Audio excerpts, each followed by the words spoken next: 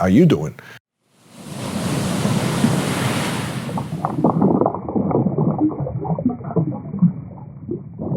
Hey everyone, Ryan Young, Jiu-Jitsu. I hope you're doing well. So what we did was Rusty went ahead and put a question on there, and 17 of you were nice enough, kind enough to submit questions. So that's what we're going to do today. A little different video today. Number one, this comes from Goju Boxer. Do you teach the Gracie Combatives curriculum? And if not, what is your opinion of its at least 1 year of zero sparring or rolling? Thank you in advance. So we don't teach the Gracie Combatives as referred to by the Gracie Academy or Gracie University. We teach Rickson Gracie's version of the Gracie self-defense, which is another term for the Gracie Combatives. Elio Gracie didn't call it Gracie Combatives, he just called it Gracie Jiu-Jitsu. And each of his sons, they do have their own kind of little tweaks on it based on their life experience. And the Gracie Academy or Gracie University, as they're called now, they teach the version that Jorge and Gracie taught their sons, and their sons have since made some changes that have worked best for them. But we stick with Rickson Gracie's curriculum. We don't change it any way at all. So however he says to do it, that's how we do it. So if that answers your question as far as what do we teach the same concepts, but with the twists that Rickson does for the execution of those concepts. And as far as not sparring or rolling for 1 year, we do not let our brand new beginners spar. For those of you who understand what our ladder is, we let them get up to the top of the red ladder and then we let them spar. So basically we want our students to understand the basic concepts of defense before we'll let them get onto the mat against somebody who's putting an offense on them, because it helps to know what's happening to you when you have something going on. If you don't know what's happening, then how can you possibly expect to survive when you're training, right? I don't want you to get injured. And one of the ways to prevent the injury is to make sure you know what's happening. So if somebody's got an arm around your neck, you know you're going to get choked. Or somebody's got your arm locked up, you know that you're about to get an arm lock or something like that, right? So that's something that's very important. So that's what we do. Next question is from the lurker. How do you respond when a higher rank than you corrects you on a move that an even higher rank showed you a different way? That's a pretty good question because it has to do with, I guess, the hierarchy of a school. So now, let me ask you a question. Is that higher ranked person or any of those higher ranked people instructors? I'll give you an example. In our studio, we have instructors that are blue belt, purple belt, and brown belt. So instructor, assistant instructor, junior assistant. Now, but we also have people who are not instructors at various belt levels as well. It'd be hard in our school because all of my purple belts are instructors. My only brown belt is an instructor as well. But I have some blue belts that are instructors, some blue belts that are not. So let's say we did have some purple belts that weren't instructors, and one of them taught you, a white belt, something, and one of my blue belt instructors corrected you. I would go with my instructor, even though my instructor is a blue belt. And the reason is because the instructors, I work with them on how I want things taught. And if it's a concept that a white belt is working on, a blue belt instructor is probably better qualified to teach you than a purple belt non-instructor in our school. Because the purple belt in my school, although he's gone through the curriculum, he hasn't gone through the necessary differences that need to be imparted on him in teaching it. On the other hand, if it's just a purple belt versus a blue belt or a black belt versus a brown belt, I really don't know what to tell you. I would probably just go ask my instructor, get a different opinion there. And whatever your instructor says, do it that way instead. Mr. Rafif Eddie Wijaya, I like that. Do you allow knee reaps, heel hooks, or other footlocks in your academy? Yes and no. Yes, in that we do them in our school. No, in that it's only purple belt and up.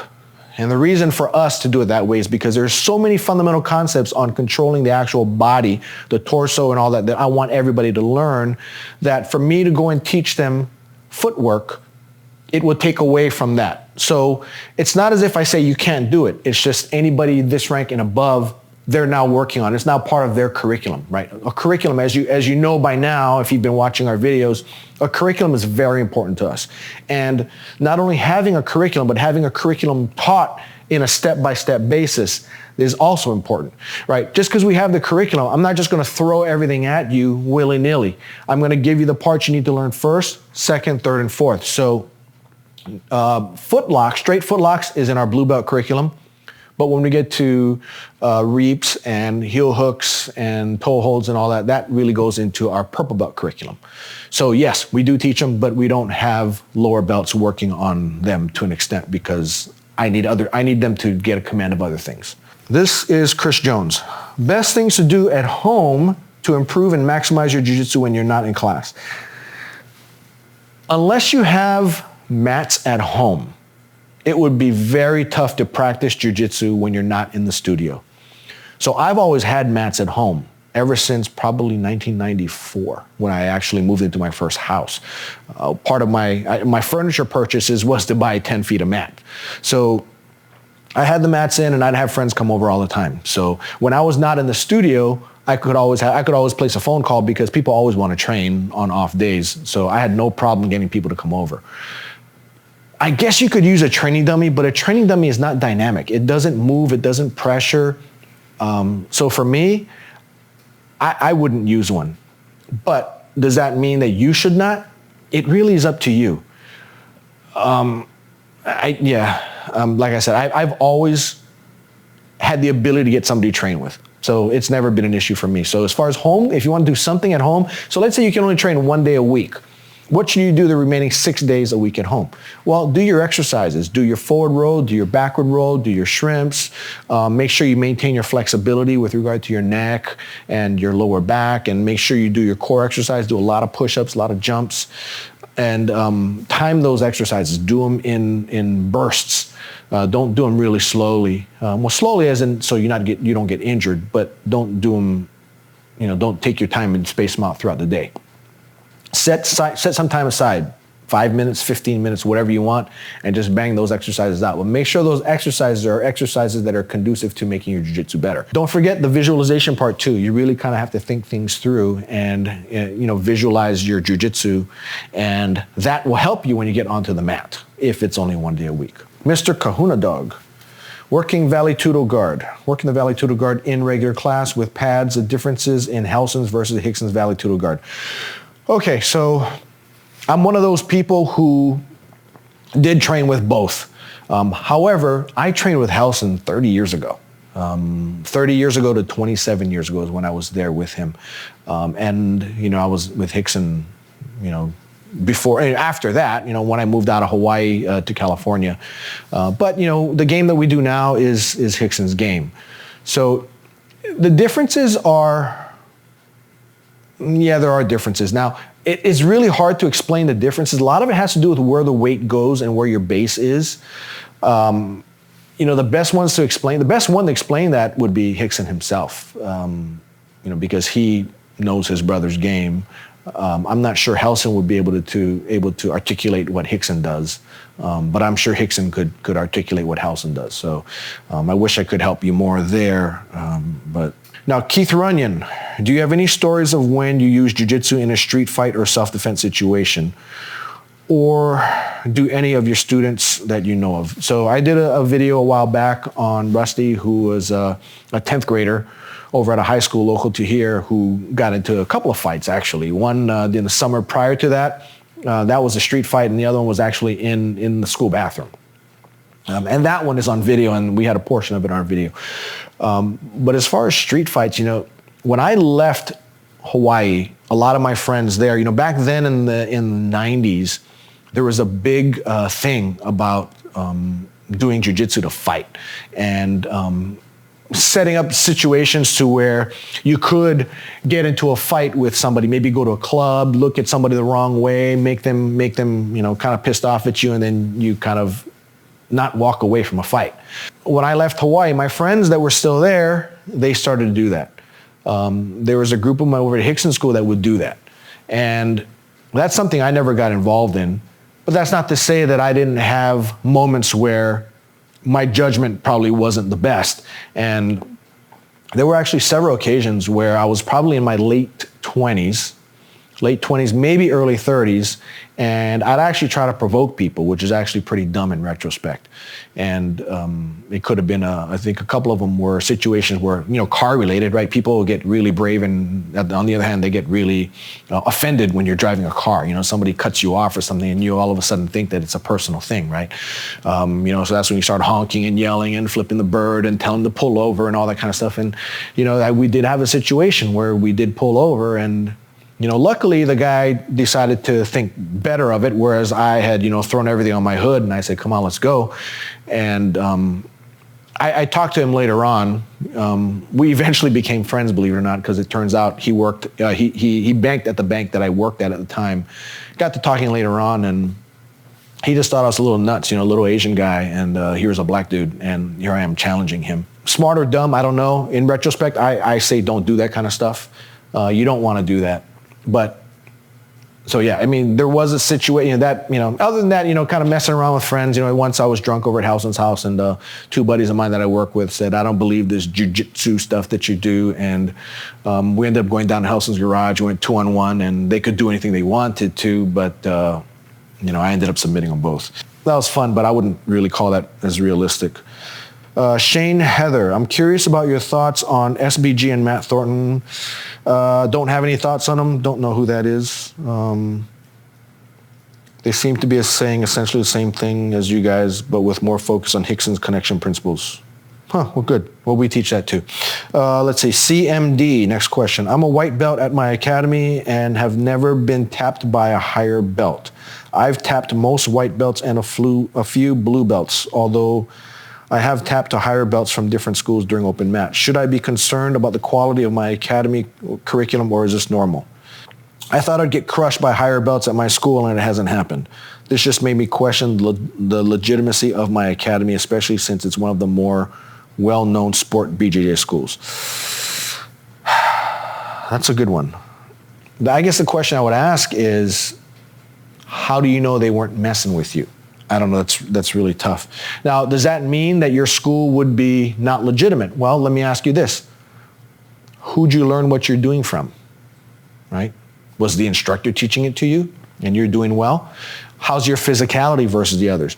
Are you 25? Are you 6 foot, 210 pounds and got 3% body fat versus 50-year-olds that are higher ranked? Or are they all just like you, except the fact that you can beat them all? I don't know. Too many variables in that one. I wish I could answer, but I can't really do it. Daryl W., big fan of the channel. I've only recently noticed the Kama Jiu-Jitsu logo is mind-bending, although thought it was a really cool logo. I found myself staring at the logo and having to rewatch some portions of the videos. Somebody's doing a little funny juice. Is it a shark on top with a couple letters or some symbol below, or is it just one big shark which look kind of right but also kind of wrong anatomically, or is it a mix of the two? I think he's talking about the triangle logo. Well, the triangle, we only use a triangle. It's not a symbol. It's just the fact that the Gracies typically used it. And why they use a triangle, I don't know. Maybe because triangles that way are, any shape is more stable than if you flipped it over. I mean, pyramids are, but then again, you hear about pyramids being a symbol of something. I really don't know that kind of stuff. Just the only thing you have to really think about is the shark. And the shark is, if you imagine how people, people from the British Isles, they have family crests. Those whole fancy things that represent a family. In Hawaii, they have what's called an aumakua. And an aumakua is, Hawaii is a polytheistic society where they have multiple gods. And the ancient Hawaiians believed that an aumakua, which was a god, was a guardian over their family. So for Dave Kama's family, him being part Hawaiian, their aumakua is the shark. I'm part Hawaiian, but I don't know what ours is. So we use Dave's. Kazuki 86. I began my journey in BJJ and don't have time going to every session. I was thinking about Gracie University as a secondary learning guide with the help from brother. I guess his brother. Do you think it would help me progress or just improve learning about the techniques? Thank you in advance. So yes, the Gracie University, I think, is a good supplement to anybody looking to do self-defense jiu-jitsu. If you're looking to Gracie Jiu-Jitsu, that's the one to do. If you're looking for sport techniques, you probably won't find it on there. In that way, Gracie University, Dave Kama's Patreon page, they do the same. They aim to do the same thing.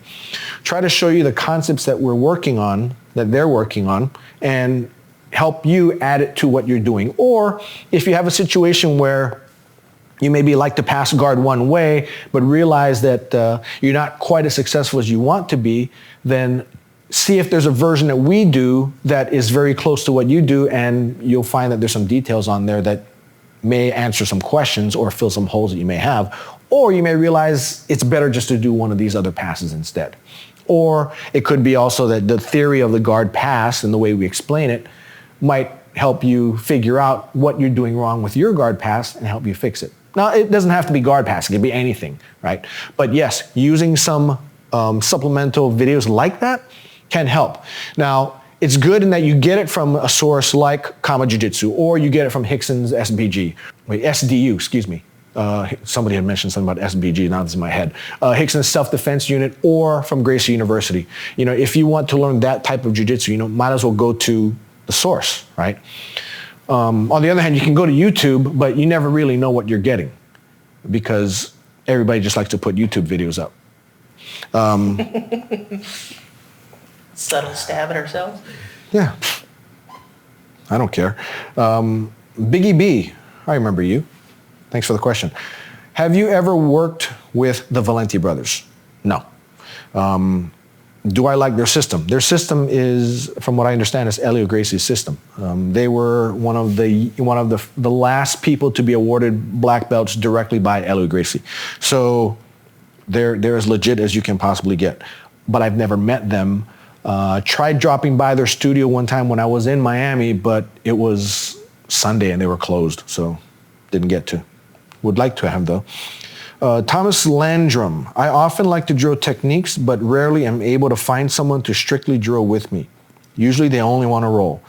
The gym training dummy is fine, but it's only so effective, and training by myself is not very effective at all. What recommendations do you have to help me get my drilling in outside of the open mat rolling times? Number one, buy some mats. Mats are not that expensive. You can buy 10 by 10 for anywhere from $300 to $600 or $700. And, if you really think about it, it's an investment. A lot of people, mats are so expensive, then I can't help you, right?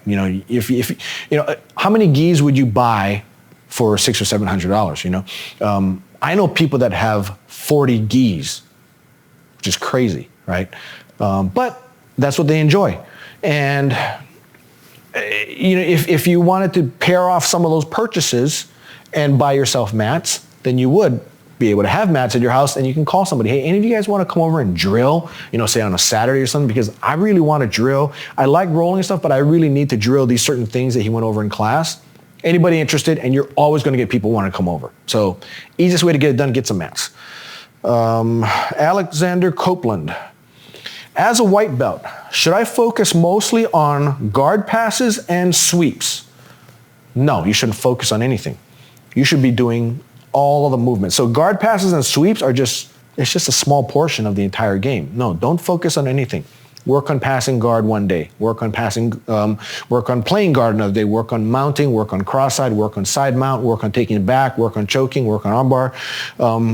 But you need to work on those basic fundamentals. If you want to just focus on one thing, maybe do it for a week.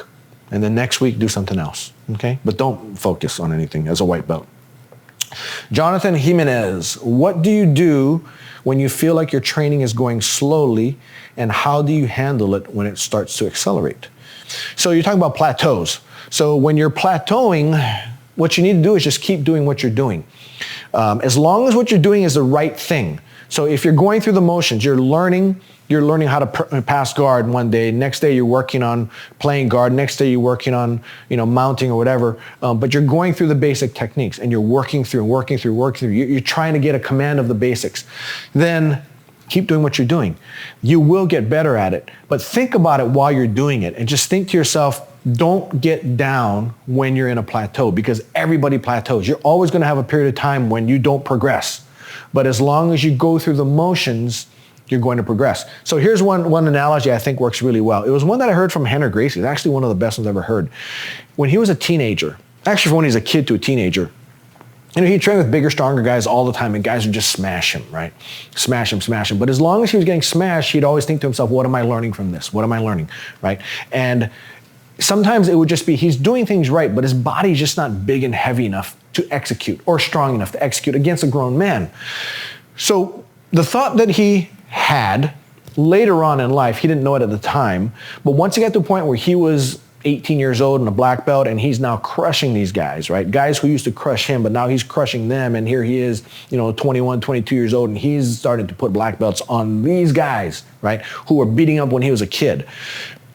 His thought was this: every time he got crushed, he said it's like putting a quarter in a piggy bank, right? Get crushed, quarter in a piggy bank. Get crushed, quarter. So every time he's getting crushed, he's accumulating his wealth in that piggy bank, which he's accumulating his wealth of knowledge. So once it got time to where he was 18 years old, or even, for him, probably 16 years old, and he was able to turn the tables on everybody, he was now making withdrawals out of that piggy bank because he had put so much money into it, figuratively speaking, so much money into it through all those deposits from paying for it by getting his ass kicked. Right? So that's a plateau. And eventually you now start to accelerate. And then things will start to come clear for a while, and you're going, wow, this actually is working. Everything that I've been doing all this time is now starting to pay off. Right? Sometimes the reason why you're plateauing is because you're putting pieces of the puzzle together. And once you have all the pieces lined up, then you can take off. So now the question is, how do you deal with it when it's accelerating and you're just starting to make progress like you've never done before? Just ride it. Just go with it. Right? Don't try to stop it. Don't go, oh, something's going on. Just go along with it and just ride that wave. It'll eventually plateau out at some point again, but when you plateau, your plateau, instead of being here, will be much higher. And you'll find that every plateau will take you higher and higher. But when those periods come, when you accelerate, just go with it. Don't fight it. Okay? So let's see if I got two more questions. Zach Butler, one of my students. Best way to train after returning from injury or an extended time off? He's asking because he's been off for a couple months. Ease into it. Never, unless you've been working out, if you've been off from jiu-jitsu, but you've been working out doing something else, right? Then your body's in shape, then you can come right back into it. What'll happen is when you get back onto the mat, your timing will be off, right? You won't be able to get things when your mind will see it, but your body won't do it.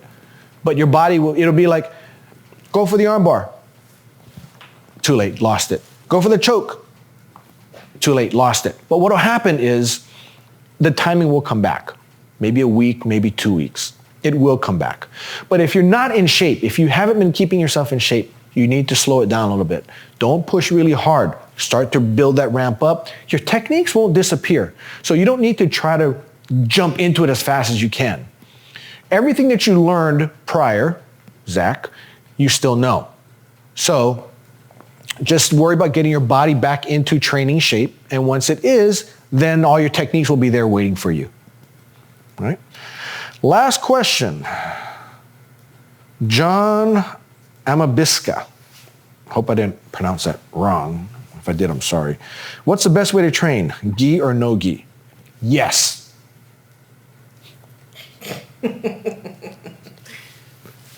That was it. That's all I got for you. No, I'm kidding. You need to do both. Okay? There is no, you don't want to do gi or no gi. You need to do both. So here at Kama Jiu-Jitsu, what do? We go 3 months no gi, 9 months with the gi. And it's because that's the way RICKSON's always done it, right? When I moved to California, it didn't matter if it was the Gracie Academy or RICKSON's place. It was always summers no gi, the rest of the year gi. At Helston School in Hawaii, it was always Monday, Wednesday gi, Friday no gi.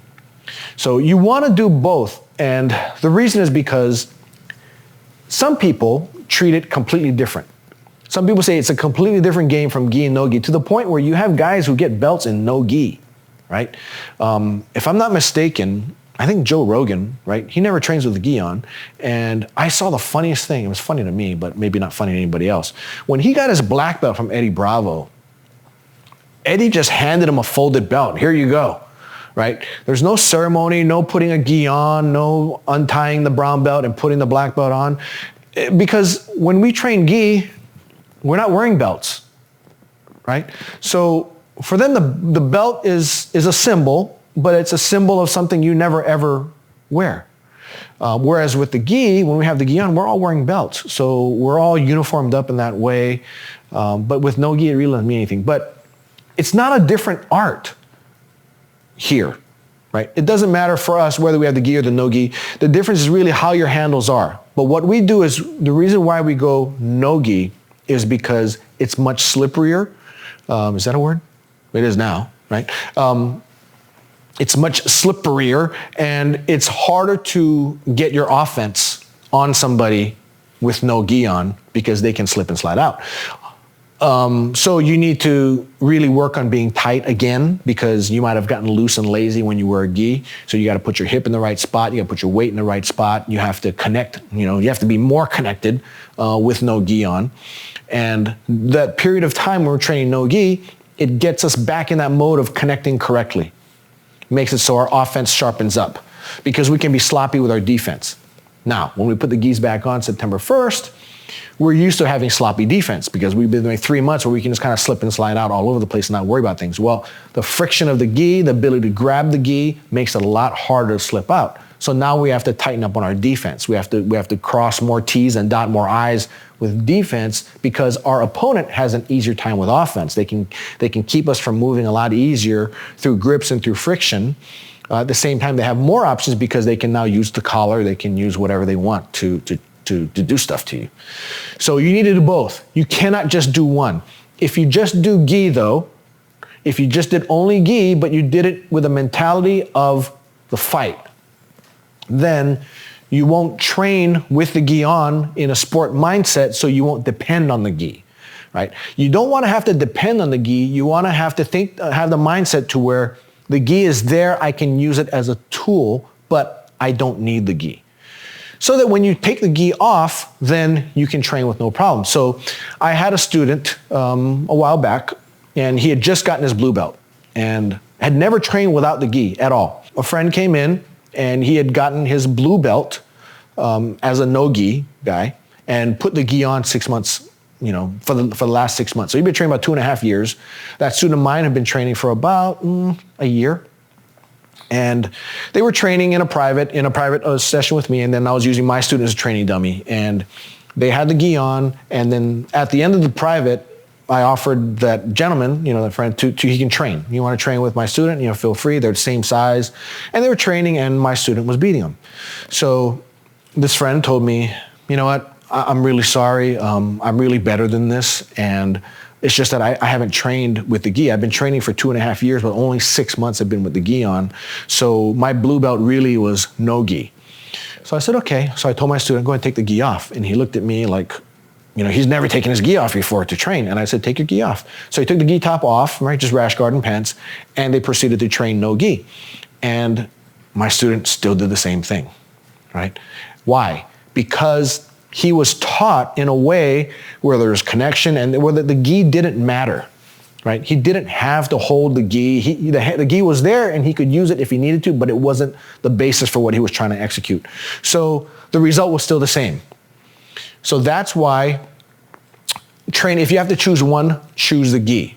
If you don't have to choose one, do both, right?